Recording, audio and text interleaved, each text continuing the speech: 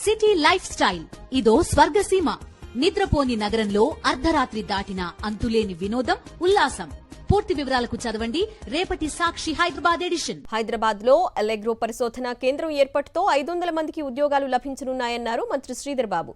అలెగ్రో మైక్రోసిస్టమ్స్ R&B అభివృద్ధి విభాగాన్ని నగరంలో ఏర్పాటు చేసేందుకు ముందుకొచ్చిందని చెప్పారు. సంస్థ ప్రతినిధులతో సచివాలయంలో MOU కుదుర్చుకున్నారు. ఆటోమోటివ్, విద్యుత్ వాహనాల తయారీలో వినియోగించే మ్యాగ్నెటిక్ సెన్సార్లు, చిప్ల తయారీలో దిగ్గజ సంస్థగా అలెగ్రోకు గుర్తింపు ఉందన్నారు. రాష్ట్రంలో ఉన్న పారిశ్రామిక అనుకూల వాతావరణానికి సంతృప్తి చెందాక హైదరాబాద్ను ఎంచుకున్నట్టు అలెగ్రో యాజమాన్యం తెలపడం హర్షదాయకమని మంత్రి అన్నారు.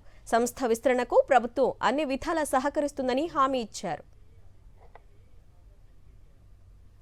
మొట్టమొదటిసారి ఇక్కడికి రావటం, ప్రభుత్వానికి సంబంధించిన విషయంలో పూర్తి స్థాయిలో సహకారం అందిస్తామని వారికి తెలియజేయడం జరిగింది.